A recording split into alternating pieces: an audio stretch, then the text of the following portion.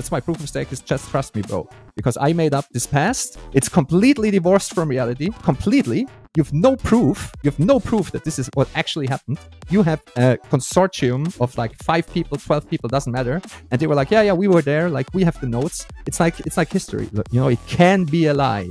It can be a lie. And in an adversarial environment, it will be a lie, you know? And with proof of work, what is so different, it is history, and you can verify that it actually happened. And it's proof of work. What it builds up, what Bitcoin builds up in terms of history, it's not a record of what happened. It is what actually happened. That's the difference. And that's why the map is the territory. This is the Blue Collar Bitcoin Podcast, a show where average Joe firefighters explore the most important monetary technology of the 21st century. We talk Bitcoin, we talk finance, and we talk shit. Wow. As far as we're concerned, Gigi is the full package. He is a coder, a writer of superhuman abilities, and can synthesize all of it into a monologue to bring Bitcoin as time to life for all of us to enjoy in its glorious detail and complexity. With Dan and myself interjecting to get at that precious milk, Gigi is so generously feeding us hogs from his supple teats. Get ready, get your lips ready to latch on to Gigi's generous mammaries and suckle all you can. Don't worry, there is no danger of another hog delatching you.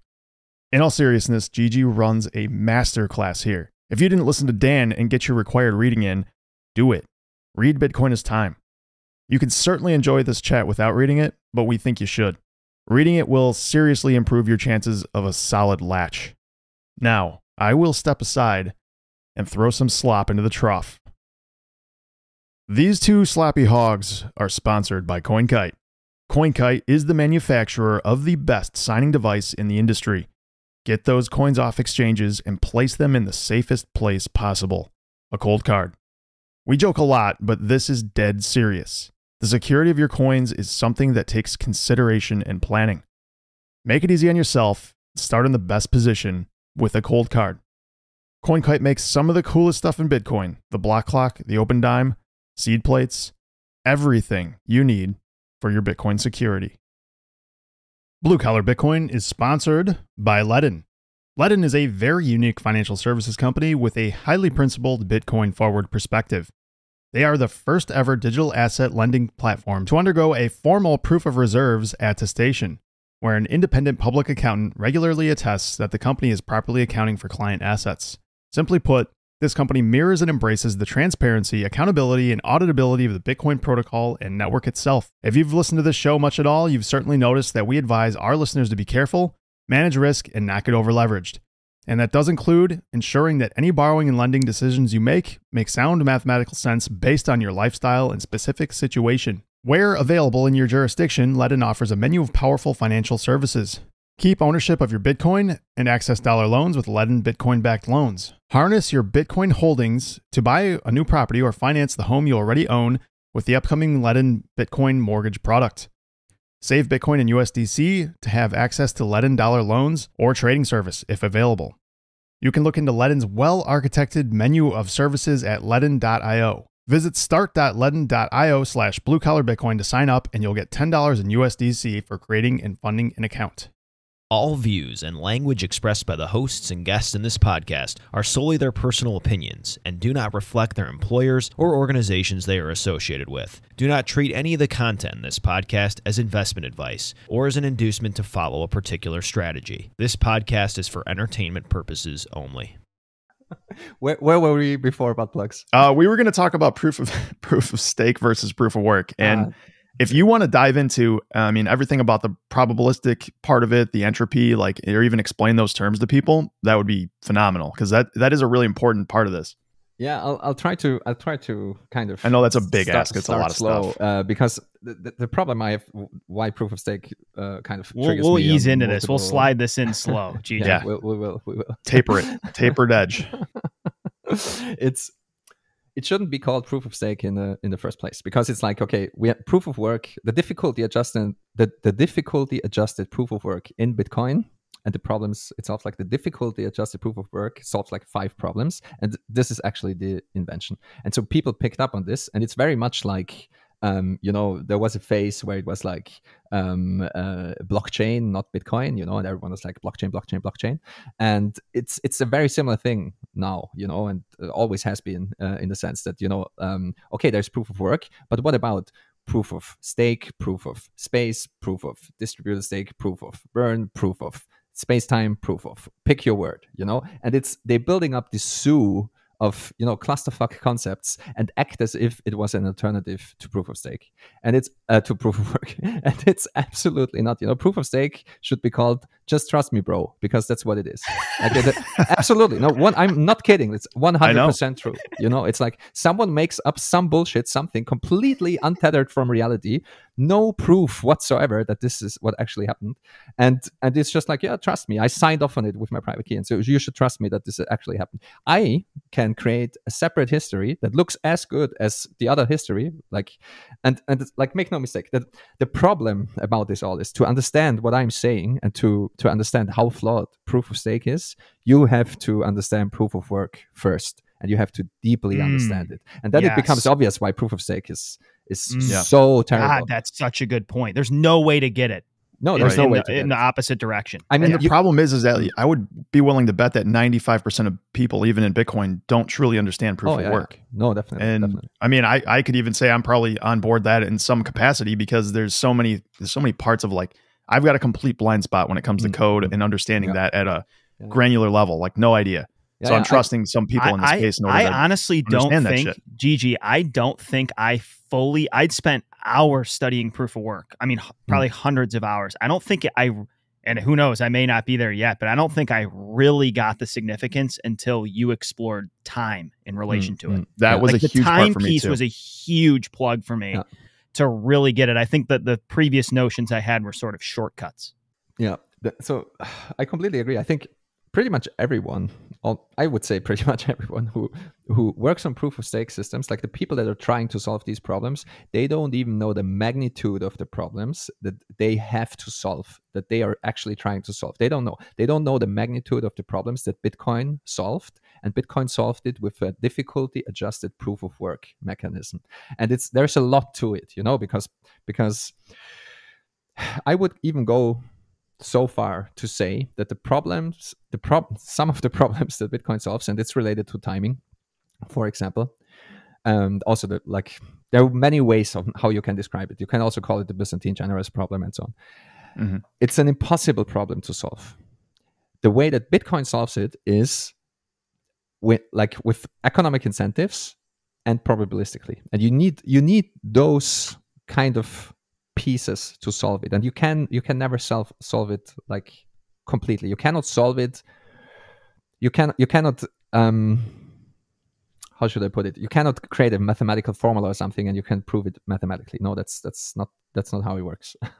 That's you just can't solve it in this very weird good enough way. It's a very it seems like a very thrown together solution, and it seems very inefficient to engineers mostly. That's why I believe that a lot of computer scientists and also mathematicians, also physicists, and just engineering types in general, they at first glance they think proof of work is terribly inefficient and there has to be a better way.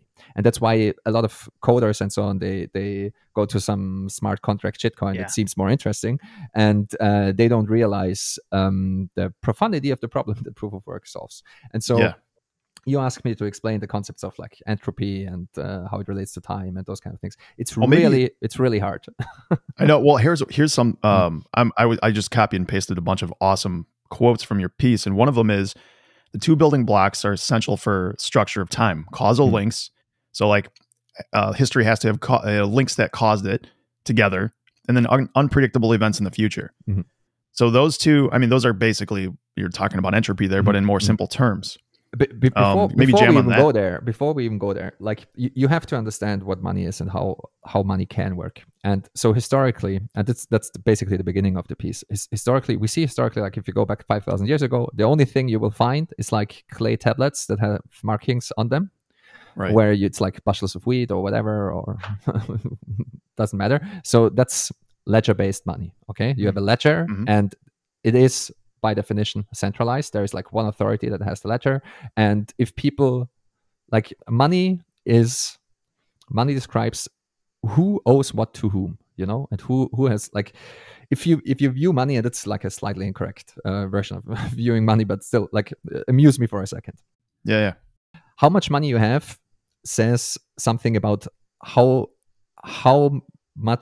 many goods and services our society owes you. So you got your hands on some money.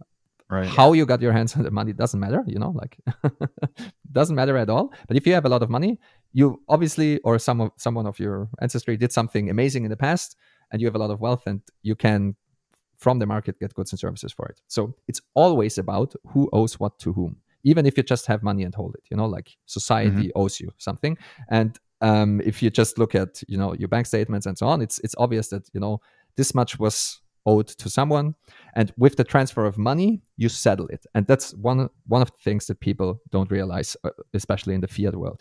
Money is always about final settlement. And it's the reason why I say this is currently the fiat system, it's not. That's why it's so fragile, and everything is related to credit and identity and so on. The difference between credit and money is, I know I go on very long tangents, but I'll come back, I promise you guys. We love these. All of this is important.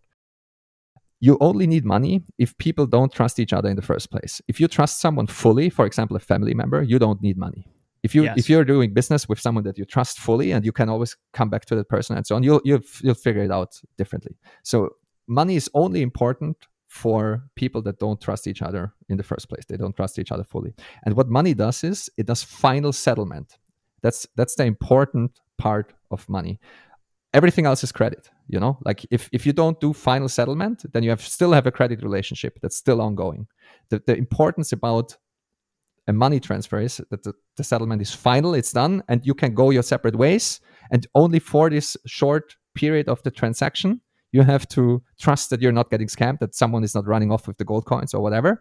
And in this like 1 minute window, 10-second window, whatever, like there is a trust relationship going on, but you've figured it out, and like you hand over the good, whatever, you hand over the gold coin, and then you go separate ways, and you only have to trust the money, and that's it. Like money. That's what Nick Szabo wrote about at length, also in Shelling Out and so on, where money, because of money, we're able to scale through these trust barriers. So money scales society. All systems all systems, period, that are large enough have something like money. So without money, society cannot scale at all. And this is why, with tribes that do not use money, the maximum size is something like 150 people, because then you can still have all these credit relationships in your head. Because credit is related to identity, you need to know who owes what to whom and so on. It's always the same. And if you don't have the abstraction of money that keeps track of who owes what to whom, you have to rely on your brain, and your brain is limited, and so we can only do like 150 people. All right, very long rant, but it's also in the beginning of the piece.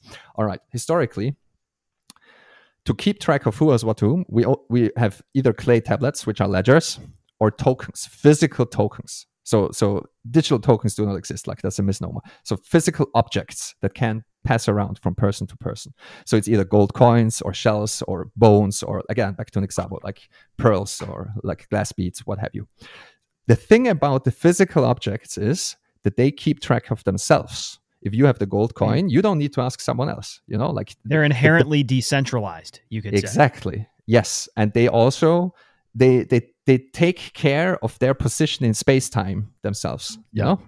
A gold token, a gold transaction cannot go back in time or something. Like, that's really important to understand. Physics itself keeps these things decentralized. So allow me to go one abstraction layer higher. So if you view gold coins as a form of a ledger, it's physics that takes care of the integrity of the ledger. You know what I'm trying to say? It's like, yes, exactly. The gold coins themselves keep care. Physics itself keeps care of the integrity of the spatial and temporal distribution of the money of the ledger and so on. Everything has this, because you can't cheat physics. And that's also why gold became the best money, because you can't cheat the physics of gold. Like, gold has very peculiar properties in terms of what kind of element it is. Again, it does not rust. Yeah, it does not rust. It doesn't react works with other things, and so on. And you cannot make more of it easily.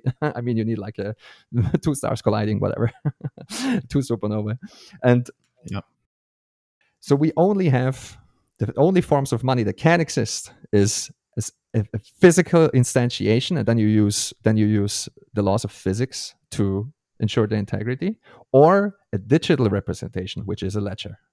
And by digital, I mean just information, because the clay tablet, it's not about the clay tablet itself, it's about the markings on the clay tablet. And this is where the disconnect comes in between the physical world and the informational realm. And that's the first thing you really have to understand. Like if you're counting sheep and you're making marks on a clay tablet, when the sheeps return and you're marking every single sheep with a line on your clay tablet that comes in, you can count the sheep this way, like you have a record, but the lines on your clay tablet are not the sheep. So there is a disconnect, and you can cheat it. Like you can either make a mistake or whatever. And this is what I mean when I say about the map and the territory. That's the line. The map is not the territory. So a map of something, the lines on the clay tablet are not actually the sheep. All right. I know it sounds like a very long detour, but all of it is no. I know exactly. I know where you're headed.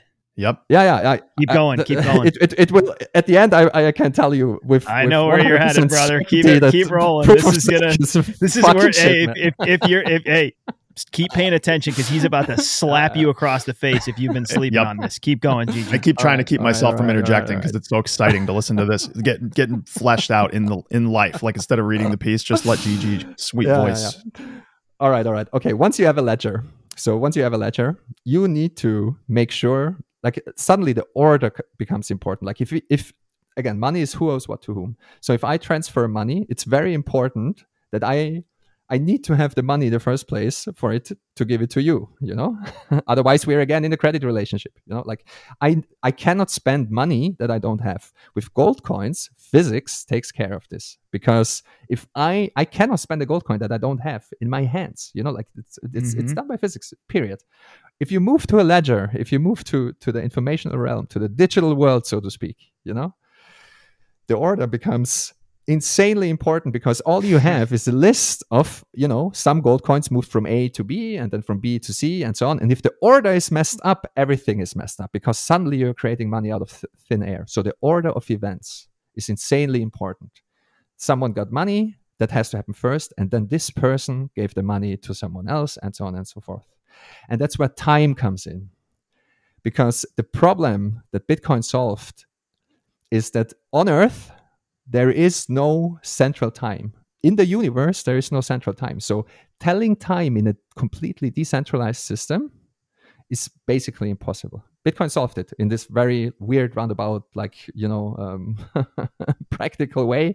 But there is no solution to this problem, because if you study relativity, if you know a little bit about relativity and physics, you will know that time is relative. That's what Einstein told us. That's why we have to adjust the clocks of GPS satellites and so on, because they are further away from Earth's gravity well, and they are moving at high speeds. So both special and general relativity come into play, and we have to adjust. So the clocks on GPS satellites actually run differently. Time passes differently on GPS satellites than they do on Earth. That's why we have to adjust the clocks, because otherwise everything gets out of whack, and the satellites can't tell you your position, because of course it's related to time, and signals need time to travel as well, and so on. All of that is important.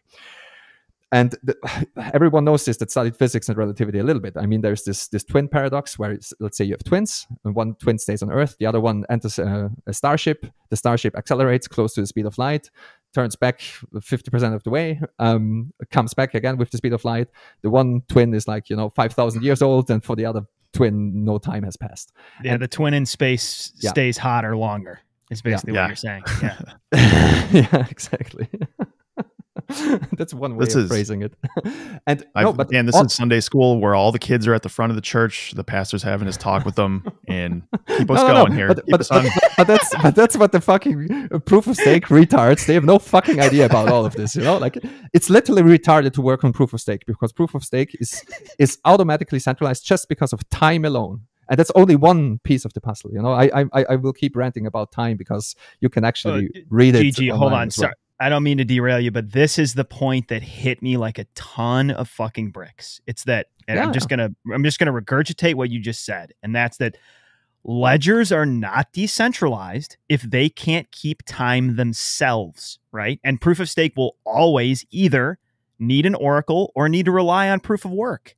Yeah. If it can't keep time itself, it's not inherently and perpetually decentralized. This is the point you made in Bitcoin is time that just blew me away. So the way I summed it up is the tokens, physical tokens like gold coins, tokens are timeless and ledgers are not. Ledgers require time because ledgers require an absolute order of things. You can't have tokens in the digital realm. So you can't have tokens in the digital realm. It's impossible because, like take a picture of a $5 bill and send it to me by email. Like I can copy it at no cost. Like information, it's very easy. Like remove computers from your brain. Just use clay tablets, use clay tablets and gold coins like we had 5,000 years ago.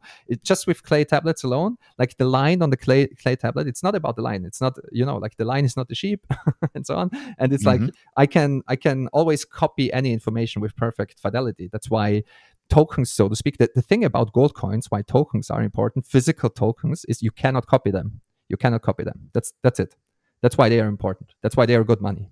Like you can't take them and copy them perfectly and easily. That's why gold is good money. You can't copy gold, And so once something becomes information, you can copy paste it always. And that's why information never was good money up to Bitcoin because of these problems. And that's why you can't have tokens in the informational realm. You can't have digital tokens. It's like, we talk about digital tokens all the time, but it's like it's an abstraction, private information, and but you only can have ledgers, and like even your hard disk is a ledger, every USB stick is a ledger, everything. Like it's just rows of data. It's rows of data. That's how you can think about it. And so if you want to do money, and we know this, like all banks know this, all PayPal knows this, and so on.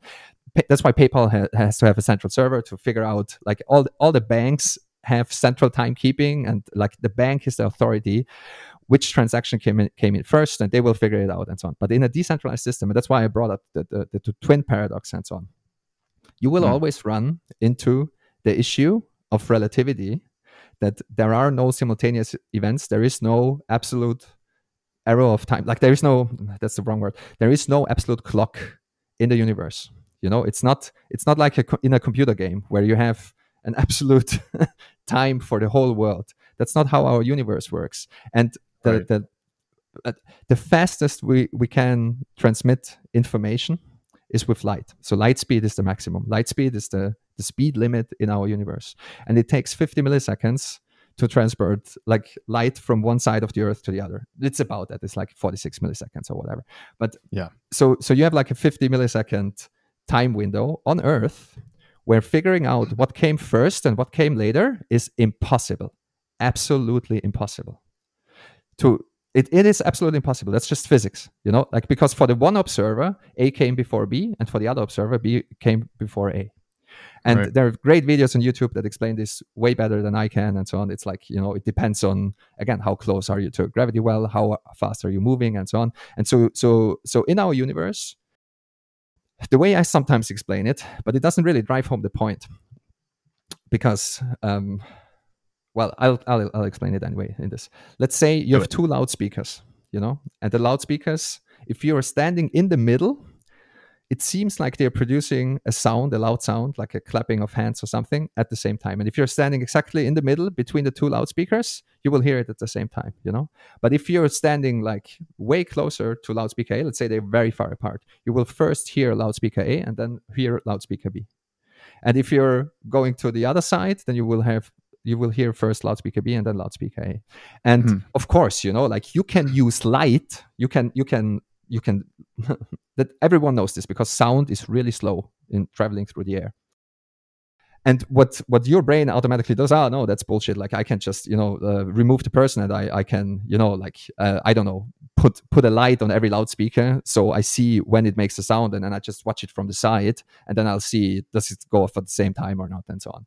But the thing is that the same is true for light, and the same is true for information in our universe, and we don't have anything faster than light speed. And so you will always run into this problem of there is no simultaneity. There are no simultaneous events in our universe. It's an illusion. It's an illusion because light travels really fast, and it seems to us that things are happening at the same time, simultaneously. All right, okay. Why is all of this important? Because in a truly decentralized system, let's say, okay, let's say I share an account with my wife. I tried to pack this example into Bitcoin this time, but it's all really fucking complicated. And I didn't want to write a whole book just because of one article. But let's say I share an account with my wife. And we both have let's just use Bitcoin speak, we both have the private keys. I'll bring up two examples. It's really important that I almost never have the opportunity to talk about it at length. Let's say we share an account. We both have the same private key, and then we are on the opposite sides of the earth. And let's say, big scare quotes, at the same time, in the same 50 millisecond window, we send a valid transaction that empties the wallet. Which one gets confirmed first? It's who is right? There is a conflict there, and the Bitcoin network will resolve this conflict. We can do the same thing with a bank account, and the bank will resolve the conflict for us. Okay, next example. So we will always have these conflicts. Next, that there are two states in a decentralized system that are incompatible with each other. And Bitcoin is about this conflict resolution. And these conflicts always arise because of the limits of our universe. So you always have to solve this problem. And proof of stake, for example, every proof of stake system solves it with a centralized time server, and that's why they're inherently centralized. You mess with the time and you switch out this time server. And there is one shitcoin, just Google it. I won't mention a name, but the Latin name for sun, for example, I think is the the three letters of the shitcoin token that's being traded. There is a reason why it has to restart all the time, or why it was 30 minutes out of sync for the longest time. It ran 30 minutes behind or whatever. And it is all because of this very hard timing problem that's borderline impossible to solve. And so the second, in Bitcoin speak, a very obvious example why we always will run into these problems of a decentralized system having two states that are incompatible with each other, because there is no central authority. So you will always have these kind of splits of a worldview, and A came before B for the one half of the network, and B came before A for the other half of the network. Let's say two miners at opposite sides of the earth find a valid block, and they broadcast it at the same time. Which block will win? And we all know, if you understand Bitcoin well enough, that's what Nakamoto consensus is about, because it's about the heaviest chain. So the whole network will work on both realities at the same time, and it will resolve itself probabilistically, because one side will win out eventually. It's like trying to play the red table and going red, and then one time it will be a black, and then it's resolved. It's it's very similar to this. And so once there are very few splits now, because there are so many miners that go on for a long time. And so eventually it becomes increasingly unlikely that two histories that are equally valid, two realities, stay valid for a long time. And that's the ingenious solution. That's the solution to the impossible problem. This problem is impossible to solve because our universe works in these weird ways. And Satoshi figured out a solution that just works. And it works because of economic incentives, and it works because it has this probabilistic conflict resolution. And that's why I also I'll just keep ranting. Just stop me if it gets no. Keep going. That's also why I'm so against any framing that tries to frame Bitcoin as violence or something like that, because you always have these conflicts, and oftentimes, most of the times, it's because people disagree about who owes what to whom. And previously, how this was resolved was who has the longer stick, and that's why we have armies, and that's why we have wars, and that's why we have physical conflict in the first place, and so on. I want to have your stuff, or I think that the stuff that you have is actually mine, and so I'm going to take it from you by force. Bitcoin makes this impossible, and Bitcoin uses probabilities and economic incentives and all the rest of it for peaceful conflict resolution. And there are no systems that do not run into these conflicts. And that's also what I think, the naive proof of stake people, the naive shitcoiners, do not understand, that even if everyone plays nice, first of all, they're not thinking adversarially, but even if everyone plays nice in the system and everyone is on the same side, these conflicts will still arise just because of relativity alone.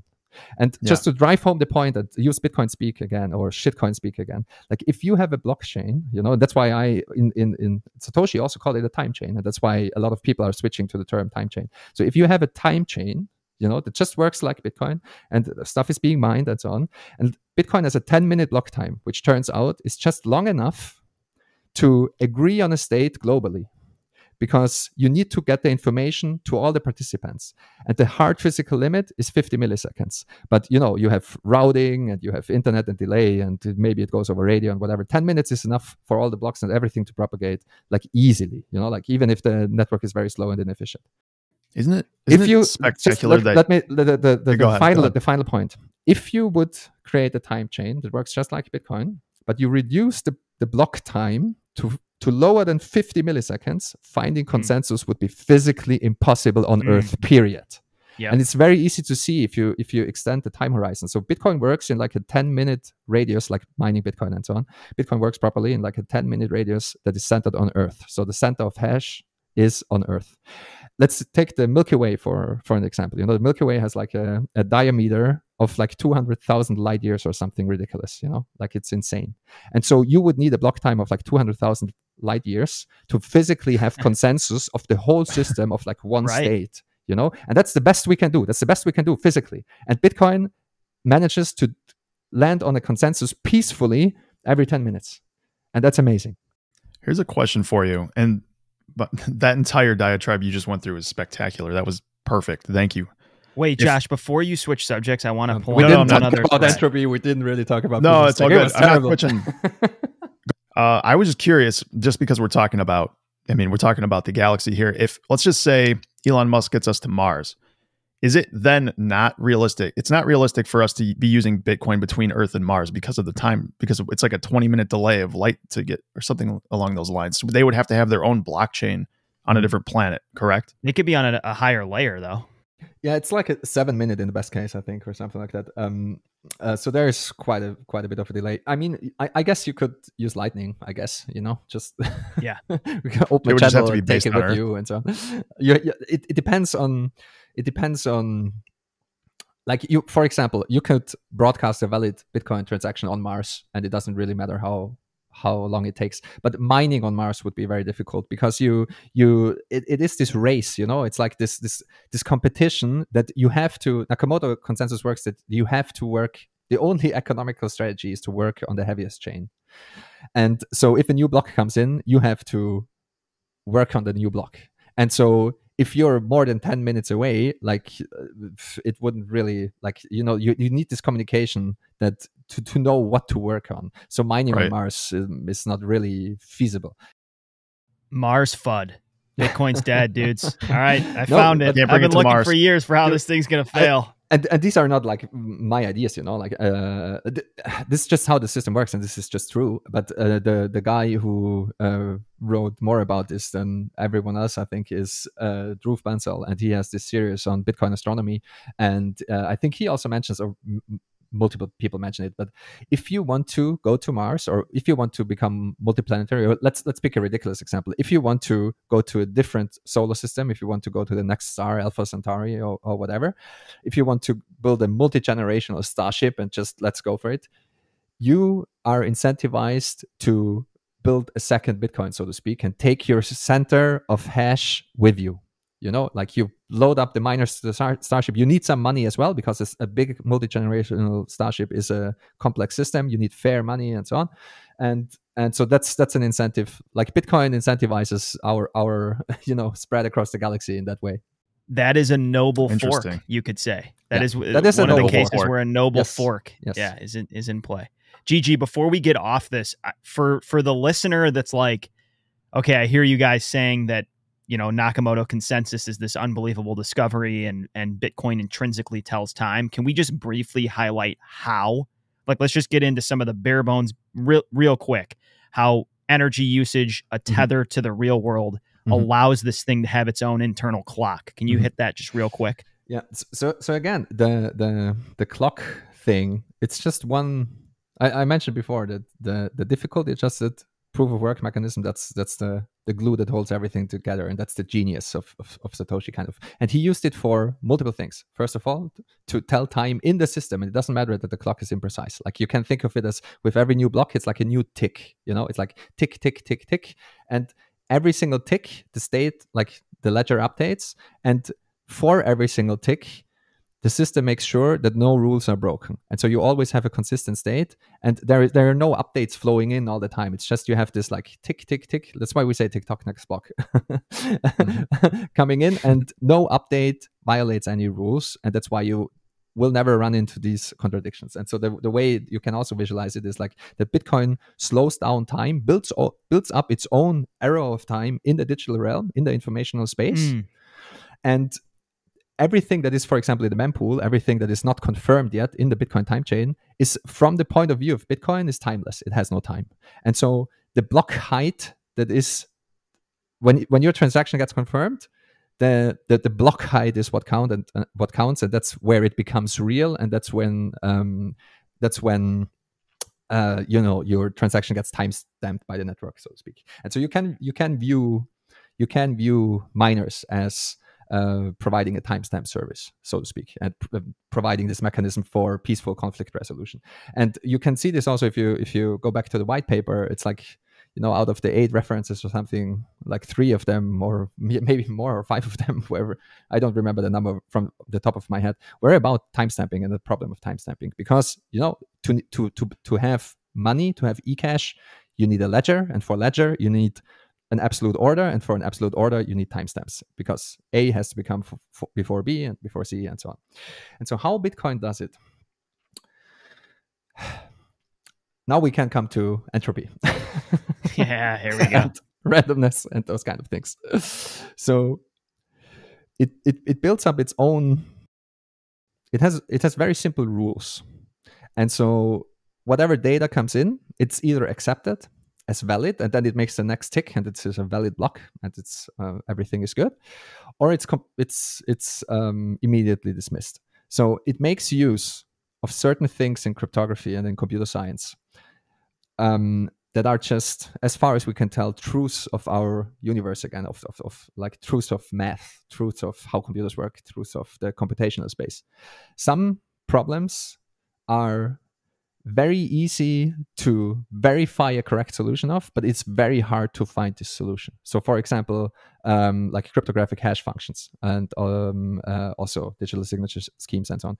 But if you hash something, you can immediately check, like, is the hash correct? Was the data altered or anything? But going back, computing the original data from the hash is not only difficult in terms of a hash, it's actually impossible, because it's again like probably not a very important tangent, but it's impossible because the amount of inputs are way higher than the amount of possible outputs. So every hash function will always have collisions, and so if you want to go back, it's like you can have like a million different inputs that would produce this hash. The thing about cryptographic hash functions is that they are called cryptographic because the space of possible outputs is so high that finding collisions is insanely hard. Like for the stuff that Bitcoin uses,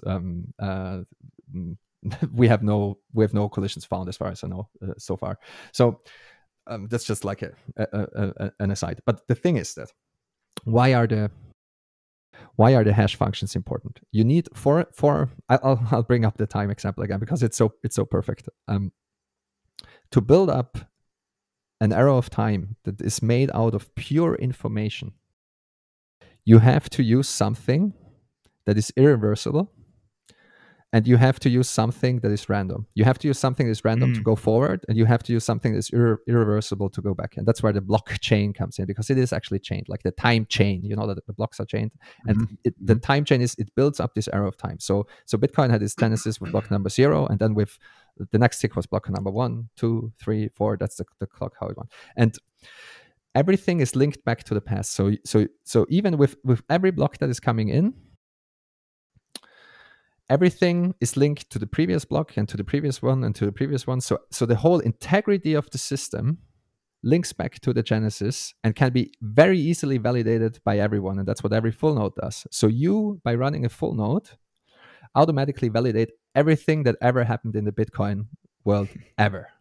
Crazy. And even with every single block that comes in, because the hash of the block header contains the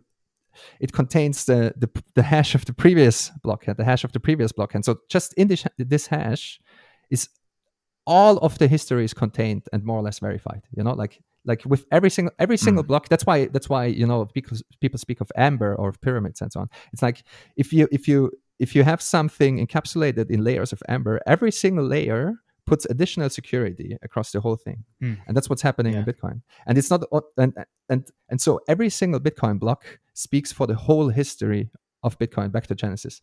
And I'll stick on the time part a bit. We're going to go to proof of work, and the crescendo will be why proof of stake is bullshit. But the time part is important, and I have this in the piece as well, because if you don't have random processes and if you don't have reversibility, if you cannot use absolutely everything to build up an arrow of time. For example, the natural numbers would not be good. 0, 1, 2, 3, 4, 5, 6, 7, 8, 9, 10, and so on. Because I can tell you what will happen in the future. A calendar is not good. If you want to, like you need a certain informational construct to build up the arrow of time. And like a calendar is bullshit. It's as bullshit as also like the Fibonacci sequence and so on, because we know how it ends. We know how it continues. So the future has to be uncertain, and the past has to be irreversible. And the irreversibility in Bitcoin comes from hash functions, because you can't reverse them. And the uncertainty comes from the network itself and from proof of work. And also the irreversibility comes, of course, from mining. So that's where the economic component comes in, because to rewrite, I sometimes say, like the innovation of Bitcoin is unforgeable history. So Nick Szabo wrote about unforgeable costliness, and we had this before with Hashcash and reusable proof of works and so on. Like we had unforgeable costliness before, because that's what proof of work does. But the important thing about Bitcoin, because money is a ledger, you have to build up this ledger of events that actually happened. And if you make it insanely costly to rewrite this ledger, you have history that cannot be argued with. You have unforgeable history. You cannot forge the history of Bitcoin a few blocks down. You just can't. Not even nation states can do it nowadays. It's Marty spoke about this as well on your pod, where it's you have to build ASIC foundries in secret and produce a lot of energy and so on.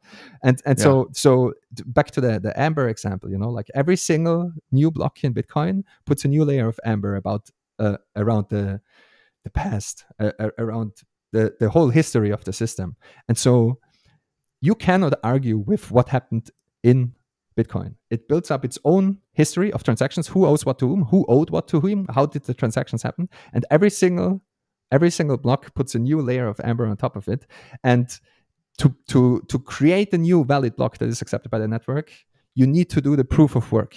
And the only way to do proof of work is by guessing numbers, basically, because all you try to find is like a valid hash that is below a certain threshold and so on. And it's a random process that has no history in itself. It's like flipping a coin. It's like spinning a roulette wheel. There is no progress. That's why always the next block comes in 10 minutes from now.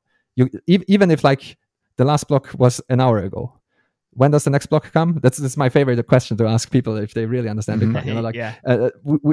1 hour ago, the last block came in. Is the next block overdue or not? It's the gambler's fallacy. It's like at the roulette table, a red came up 25 times in a row. Is black now overdue? No, it's not. It's 50-50. Hey, same thing. Josh, do you ever think about this at the firehouse, Josh, where like just because you just ran 6 calls in the last 3 hours doesn't mean the next one's not coming in 2 seconds? Right. Like you think you're done with the calls for the day, but it's really random. It's completely random.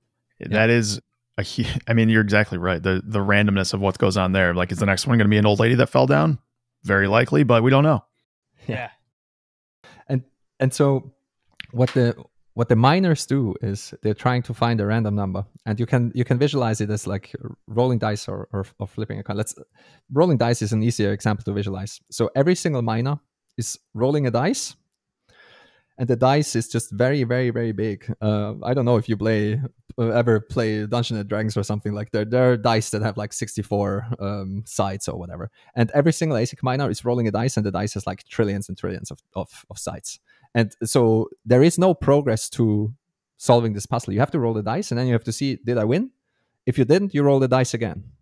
And if some other miner wins, he goes Yahtzee, tells it to the whole network, and then you have to, roll the dice again, because now the number that you have to roll changes, and that's what's going on. And so the reason why this is important is because to make updates to the ledger, to make updates to the network, you need to invest energy and, more importantly, time. So doing computations is not free in our universe. It requires energy. Flipping bits requires energy, and putting electrons into things so that they can flip bits requires time. And so this is how Bitcoin figures out how much time has passed in the real world. Like that's why people say, Bitcoin is this roundabout solution to the Oracle problem. The only external input that Bitcoin can have is kind of this, I'm close to losing my train of thought because it's so complicated. It's startlingly simple yet infinitely complex. Yes, exactly. It's crazy. It's crazy. I'm it's jotting one of those notes. things you get the beginning, you grasp the beginnings of it, and you think you understand it, and then you read a piece like yours, Gigi, or you listen to this, and you're like, holy shit, maybe I don't get it quite as much as I did, but you're always inching closer to that nirvana. Gigi, I tweeted a quote of yours from 21 Lessons yesterday. It goes like this: Bitcoin has a way of taking your assumptions and turning them in and turning their heads. After a while, just when you were about to get comfortable again, Bitcoin will smash through the wall like a bull in a china shop and shatter your assumptions once more. Yeah, It's exactly. like labyrinth totally true, after labyrinth after labyrinth as you spelunk through the Bitcoin stratosphere. And we're just talking about the one small aspect of it here. There's so many other wide-ranging things that we could. It's just a rabbit hole that never ends. But the problem that you have is, and that's why I had this short little thread, and I gave a talk once where I conclude with, in Bitcoin the map is the territory, and in Bitcoin is the map is the territory. And by map I mean, like your clay tablet, and you're putting lines for every sheep that comes home, and the territory are the actual sheep. And so if you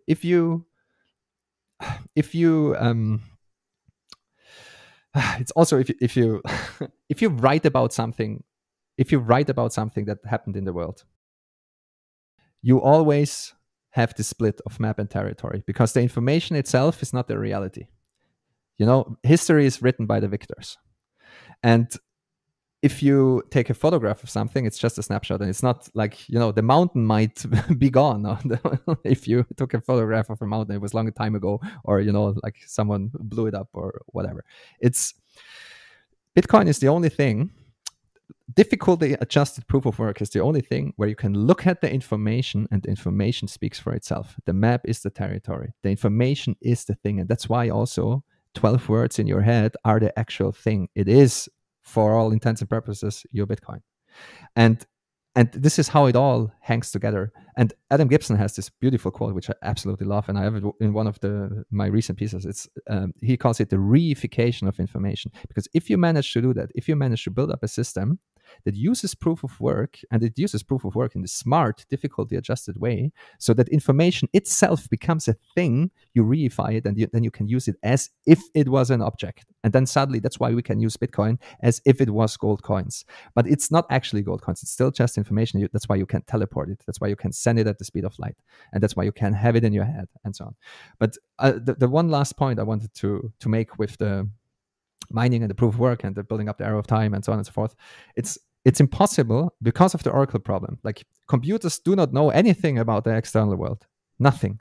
They cannot know anything about the external world. And it doesn't change if you put sensors on the computers, like if you put a microphone on it or if you put a camera on it, you can fake all the signals. So every signal that comes as input into the computer can be faked. You cannot trust it. It's not trustless. You have to trust that the camera is actually producing the right, and so on and so forth. That's the Oracle problem.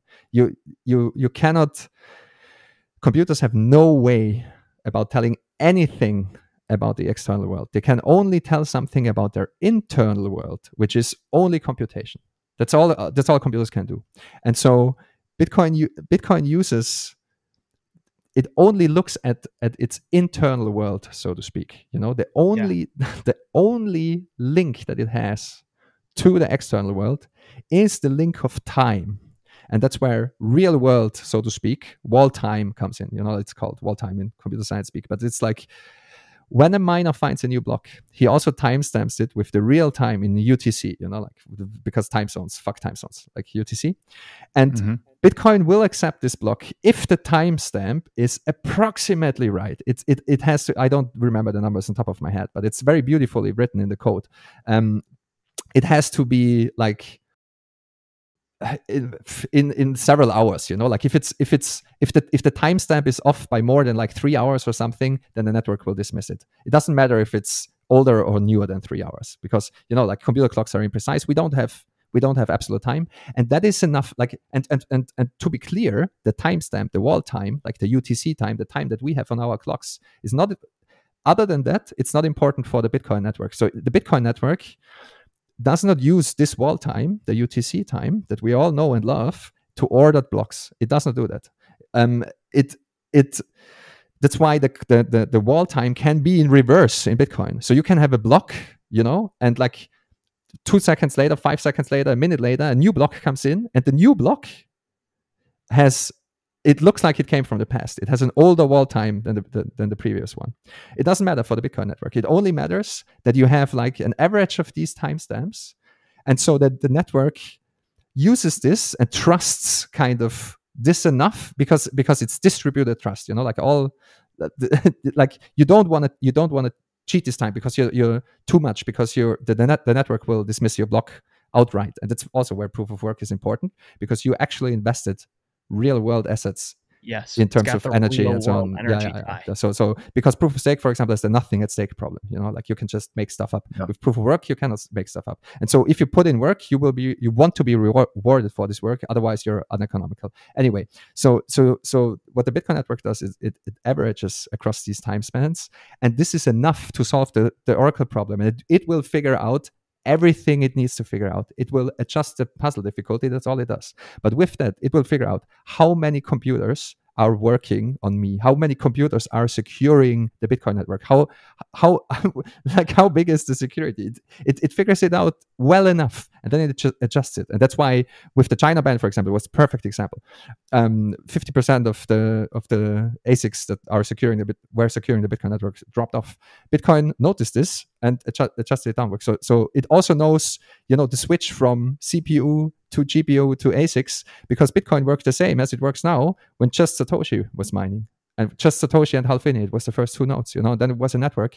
And it's so beautiful. It's like, you can think of it like a thermostat, but it's way more beautiful than that. But it is like a thermostat. Yeah. And the thermostat can be very, very simple. It's very stupid. Like I said before, it's amazingly simple, but it produces these very complex results. The problems it solves are so insanely complex. So significant. Gigi, while you've been talking through this whole episode, I've been writing like the order of the key points we covered. And allow me to summarize here. Tell me if you think this is fair. Before you do, I have one more point to make, because make it. Two more actually. Again, I don't always have the opportunity to rant on this for like 2 hours straight. Oh, it's not we're going to force you to come back on. It's not optional. Usually we try to show, if you want to come, you will. Gigi will be coming on quarterly. We mentioned only the problem of telling time in a decentralized network, which is already impossible and will always lead to conflicts. Real quick, Josh, Josh, do you need to go? I got 10 more minutes. All right, I can do it in 2. So you don't have to rush. Don't rush. No, don't rush. So we only mentioned now the problem of decentralized time, basically. But there is also, that was what Nick Szabo tried to solve, the problem of computational stability, because you cannot know, because the computer does not know anything about the outside world, how fast the computers are. So you cannot create a computational problem or a mathematical problem where I can tell you with a guarantee it will take a computer like 2 minutes to solve, or 5 minutes to solve, or at least 10 minutes to solve. Like, that's impossible, because our computers get like 1 trillion times faster every time, and you don't know when the next breakthrough is coming. And so the difficulty adjustment solves that as well, because it doesn't matter if computers get faster. It adjusts for this. And this was a big problem with digital cash, because if you mine on a Commodore 64, and then you mine with a modern CPU, like, that's inflation. It's it devalues altcoins, and that's the beauty. We talked about this at length with Harry Sudok. Yes, or Sudok is actually the correct pronunciation. I love Harry. True Bitcoiner. You said the test of a true Bitcoiner is when's the next block being mined. I would argue it's how you pronounce Harry's last name. If you say Sudok, you're not a true Bitcoiner. If you say Sudok, you know what the fuck you're talking about. And he mentioned this with the indigenous aspects of Bitcoin and the what's the other word? Exogenous and endogenous. Exactly. Oh God, he needs to write an article on this. We messaged him. We're like, dude, you have to. My write vocabulary is failing me, but he really understands this, and he understands this deeply. And that's exactly right. And so time doesn't exist for computers. Also, like how fast the computer is running, the computer itself doesn't know. That's why emulators work. That's why, like you just don't know from the perspective from the computer. And the other things that proof of work solves is like fair distribution, how to distribute the tokens that will exist in the system fairly across the network. And that's why also time is important, because, and it's also something that Harry mentioned, Bitcoin's supply is fixed in time. That's why we know, like mining rewards will be given by the network until approximately the year 2140.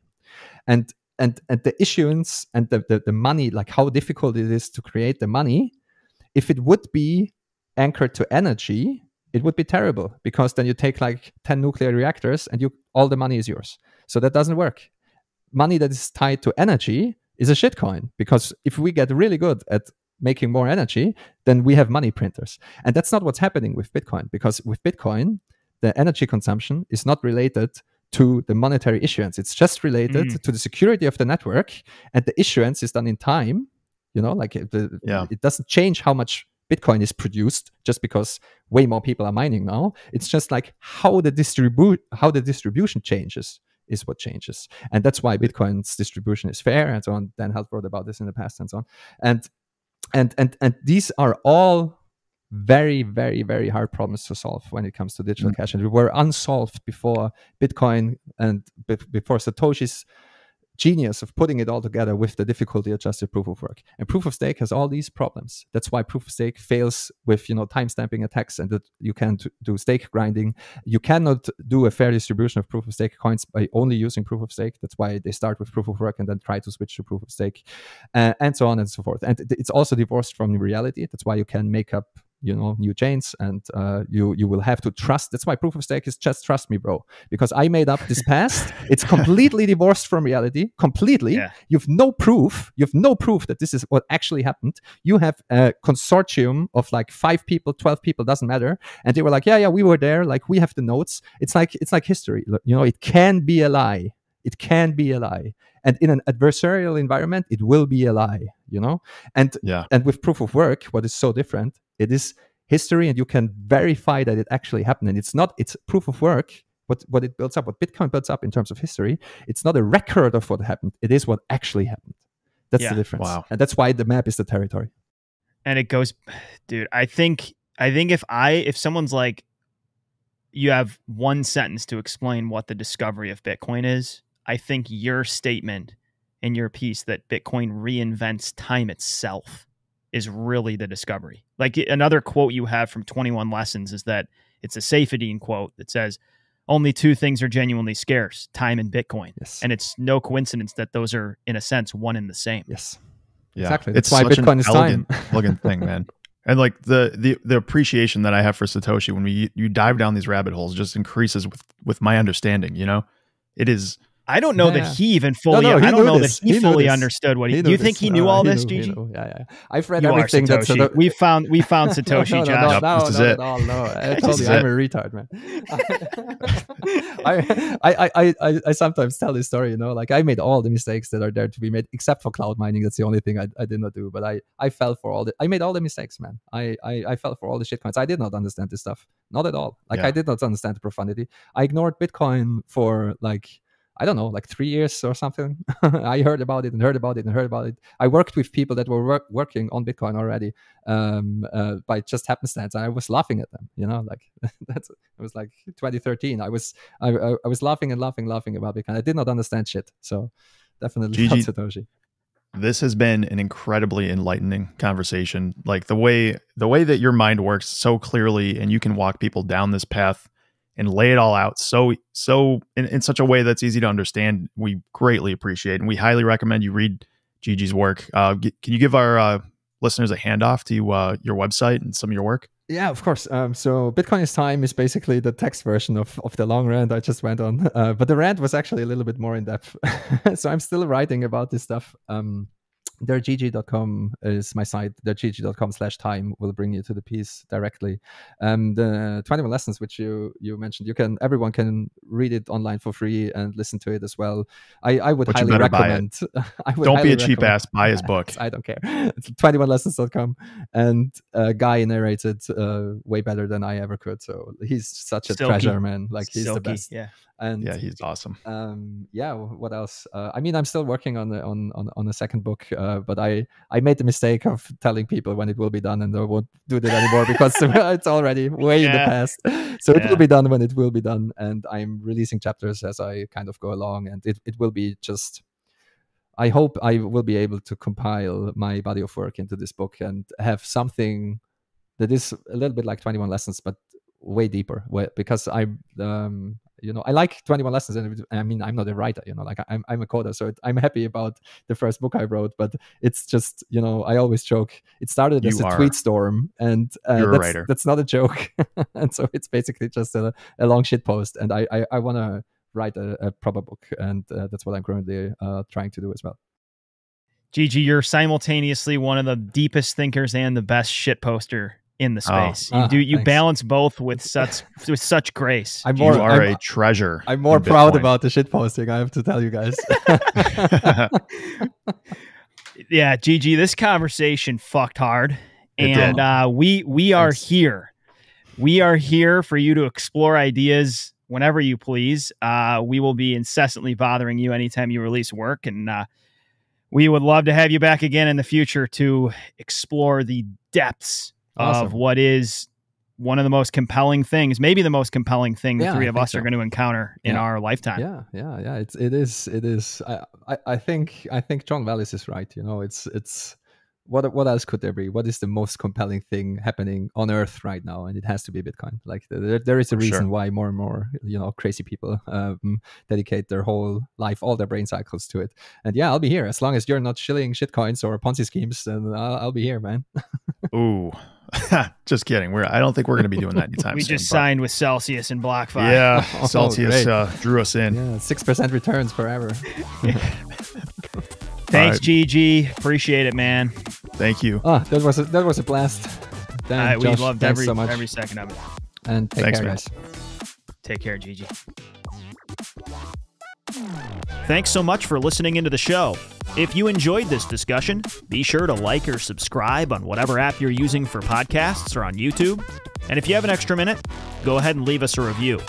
We are also active on Twitter @blue_collar BTC, and our email address is bluecollarbitcoinpodcast@gmail.com. We invite questions, comments, or inquiries of any kind. We look forward to you joining us again on the BCB Podcast.